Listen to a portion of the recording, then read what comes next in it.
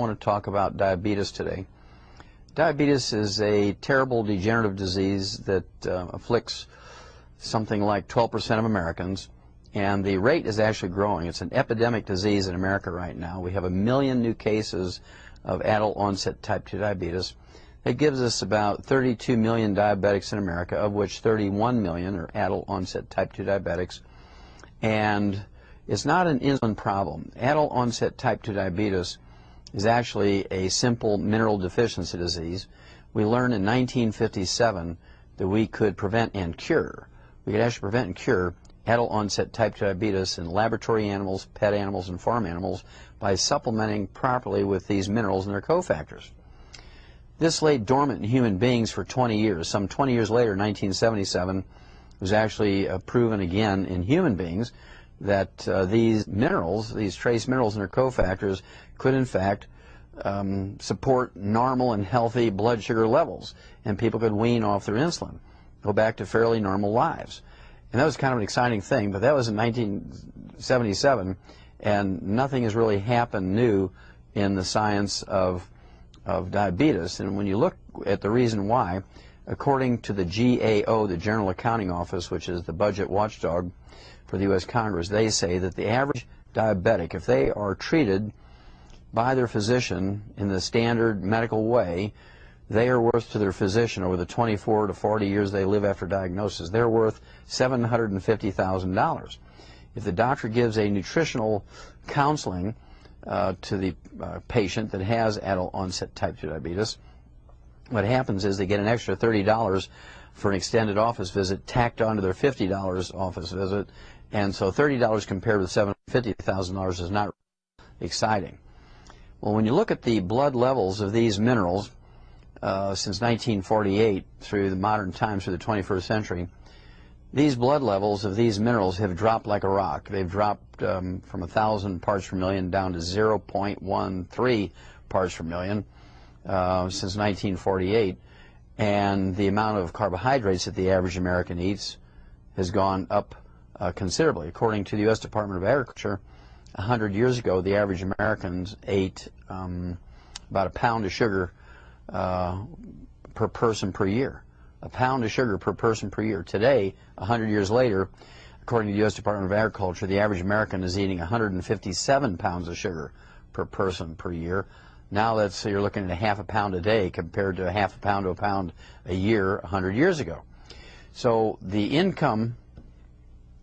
carbohydrate stream we have now is enormous. And this carbohydrate stream coming from all kinds of snack foods and more potatoes and more pasta and more noodles and more breads and more cereals and so on, plus the mineral deficiencies are the basic root cause of this epidemic, this true epidemic of the adult onset type 2 diabetes. Another interesting fact about adult onset type 2 diabetes is these people actually make more insulin, as much as 10 times more insulin as non-diabetics. Because they make lots of insulin, if the patient inquires of their doctor, say, hey, am I not making any insulin? If the doctor is honest, he'll say, well, yeah, you're making insulin, but you're insulin resistant. You're an insulin resistant diabetic. Well, you're insulin resistant because you're not taking in the mineral cofactors necessary for that insulin to work properly. You give yourself those minerals, the insulin starts working, blood sugar starts dropping, and magic things happen. Now, if there's anything good about being adult onset type 2 diabetic, it's that the patient has been empowered by the medical doctor, their doctor, to test themselves on a daily basis. They've been empowered to adjust their own medication. They don't have to call in, they don't have to run in 4 times a day to test themselves, or to get the doctor or the doctor's nurse to test them, or to adjust their medication. The diabetic is taught how to do this themselves. So with a proper supplement program, you'll find that you can actually reduce the amount of insulin you're taking, and you'll be able to go back to a fairly normal life. And we've talked about this before, but I want to again bring up groups of people who are just really, really great control groups, if you want to use that term. If you look at the Amish in America, and they've been on the North American continent for 300 years, and they haven't changed much in the way they eat and the way they live and how their cultural activities go on. And the Amish, of course, have modern neighbors right on the other side of the fence in which they live. The Amish shun the use of automobiles and so forth, and trucks and tractors. They still use horses to power farm implements and carry their buggies around and so on. The Amish don't use electricity or propane or natural gas. The Amish still use wood as their primary fuel. And they have the byproduct of wood ashes. They still have the byproduct of wood ashes from heating and cooking. And they put these wood ashes into their gardens for their families, where they grow grains and vegetables and fruit and nuts. Now, they also mix these wood ashes with their food. It's called culinary ashes.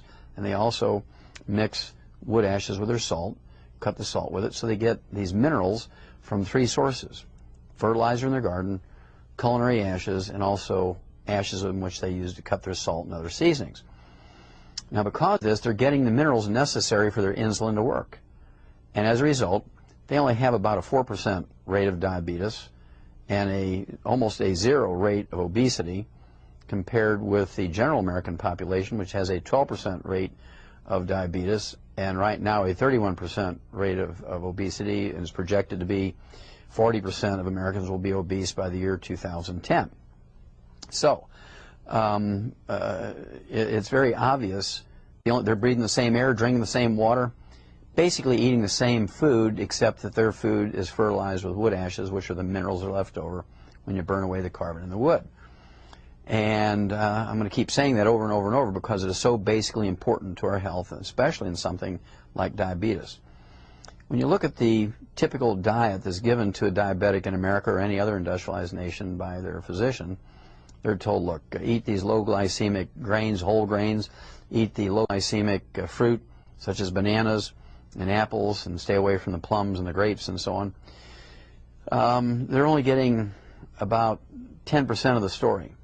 90% of the story are these minerals that must be taken in to replace the ones they're not getting in their food anymore. They're not getting them in their food anymore because we're not using wood as a fuel. There's no ash byproduct. And again, the ashes are the minerals that are left over when you burn away the carbon in the fuel. When you look at the Pima Indians in the United States and Mexico, they're the same genetic pool, and there's kind of a fenceless border between the Pima Indians and in Mexico and the Pima Indians in Arizona. It's a man-made line on a map. And so there's no difference in them genetically. There's no difference in them culturally. The only difference is the Pima Indians in America live in double-wide trailers. They have pickup trucks. They heat with propane, natural gas, or electricity, cook with natural gas, propane, or electricity. And the Pima Indians in Mexico still use wood as their primary fuel. And the Pima Indians in Arizona don't have access to the wood ashes. The Pima Indians in Mexico still do. And it's really amazing that this stuff happens. When you look at the history of people, when it comes to longevity and illness and what they look like, and you go back to pictographs of the Egyptians, and you look at 1890s and 1920s pictures of Native Americans, they were all slim. There was no obesity. And when you look at the records, of the military doctors and the early country doctors of people who would in fact take care of the Native American populations, they had little or no records of diabetes in these people, little or no records of obesity in these people. And that's because they were still mixing wood ashes into their corn to make their tortillas, culinary ashes. They were still putting wood ashes into their gardens. And the wood ashes, again, are the minerals that are left over when you burn away the carbon of the wood. Now, why do we have so many young people today with adult onset type 2 diabetes? The name implies that adult onset type 2 diabetes actually occurred in people over the age of 50 or 60, and 50, 60 years ago, that's the way it was. Well, the picture has changed. Now, babies can be born with adult onset type 2 diabetes, meaning they make plenty of insulin, but they can't control their blood sugar with it because they don't have the minerals. They're deficient in the minerals necessary for the insulin to work properly. The mineral cofactors necessary for the insulin to work properly. As a result, we now see adult onset type 2 diabetes in newborn babies. The rate is extremely high in teenagers and young adults. And that's because they're minerally deficient. They're living on carbonated drinks and carbohydrates, and nobody's supplementing with these minerals anymore. It's kind of interesting that the rate of diabetes, adult onset type 2 diabetes, in the poor population is much higher than it is in the wealthy population. Okay, and again, it comes down to the poor population drinks more carbonated drinks, more carbohydrates because they're cheaper, and there's a zero consciousness, almost a zero consciousness in the poor cultures when it comes to supplementing. They haven't had to think about it because they're supplementing almost unconsciously with these wood ashes from their cooking and heating fires into the gardens, into their food, culinary ashes, and cutting their salt with it. And so historically they did all these things because they had the byproduct of cooking with wood, but nobody paid attention to it when they made the shift to other fuels. Now, many doctors will want people to believe that there's a terrible black gene that causes the high rate of diabetes and obesity in the African American population in America and other industrialized nations. Well, that's not true, because they've shown very clearly with a great study where they went to Africa, Nigeria, and also in Great Britain. They showed that obesity and high blood pressure and diabetes is not genetic. It has to do with something else. It has to do with what they eat, what they don't eat, what they supplement with, what they don't supplement with. And so you're going to find that we could actually eliminate obesity and diabetes in industrialized nations. I believe we could eliminate obesity and diabetes in the industrialized nations in 90 days if everybody were to supplement properly and cut way back on their carbohydrate intakes. Now, it's impossible to cut back on carbohydrate and you're not supplementing with minerals. It is impossible to cut back on carbohydrates when you're not supplementing with minerals, because you will always have that pica and cribbing. You'll always have this almost psychotic desire to eat and snack. And of course, that's how we get animals in the feedlots to gain weight, as we make them. We consciously make them minerally deficient and then give them a big stream of carbohydrates, and they will, in fact, get diabetes and become obese. Prime beef. Now, up until recent times, diabetes was a rare disease in pet animals because they had these complete animal foods, canned food, kind of like a meatloaf with everything in it, and dry foods with everything in it.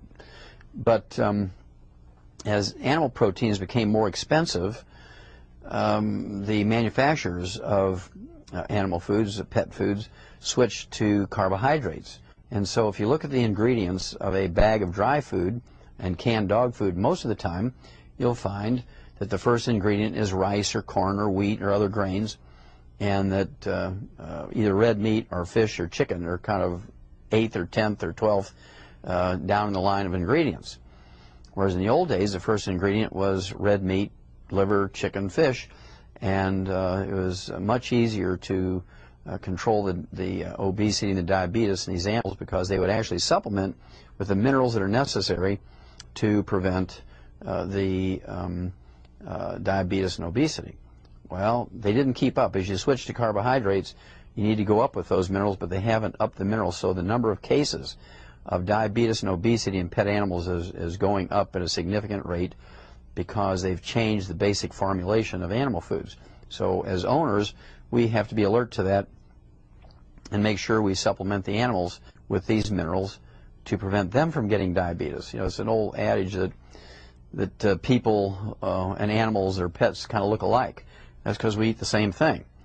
Well, if you feed an animal the commercial diet solely without adding any snacks or table scraps to it and supplement properly, they will not get obesity or diabetes either. And so it's not that difficult. And I'm sure I don't know things that the doctors don't, because I get most of my material from medical journals. So I have to assume if they're reading the medical journals, they're getting the same materials I am. So the reason why they don't discuss nutrition and supplement programs for diabetes is not because it's not useful. It's not because it doesn't work. It's because the amount of profit they make from a 15-minute nutritional consultation is $30 compared with $750,000 by treating the diabetic in the standard way. They make their money from amputating toes and feet and legs. They make their money for dealing with the cardiovascular problems and the peripheral neuropathies and the blindness and all the other stuff that goes along classically with diabetes. These things are totally avoidable by supplementing properly. They're avoidable by supplementing properly.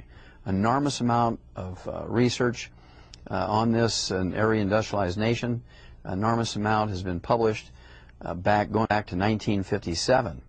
1957 is when this really was first recognized that adult onset type 2 diabetes is a mineral deficiency disease.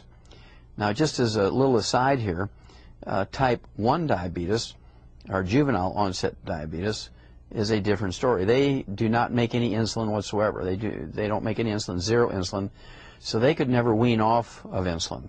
However, by supplementing properly with the right minerals and their cofactors, and getting back on the carbohydrates and getting them to eat more protein and more vegetables, you can significantly reduce the amount of insulin necessary to manage their blood sugar and keep it down to where damage is not being caused to the eyes and the bones and the heart and cardiovascular system and the nerves and the bones and muscles and so forth. And so the need for amputations, the need for dealing with these complications of type 1 diabetes can be significantly reduced. I know people who are type 1 diabetics who are in their 60s and 70s, have no complications, or very, very few complications. The average lifespan of a type 1 diabetic, if they follow the standard medical system, is registered at 33. Well, I think the type 1 diabetics that I deal with from a supplement standpoint, the average lifespan is much greater. And I have to sit down and calculate that, but I'd venture to say that it's going to be in the 50s and 60s. So you can seriously gain 20 or 30 years of longevity if you're type 1 diabetic by paying attention to how much carbohydrate you consume, cut way back on that, zero sugar, and you want to supplement properly. Make sure you're getting those minerals that are necessary for the insulin you're giving yourself.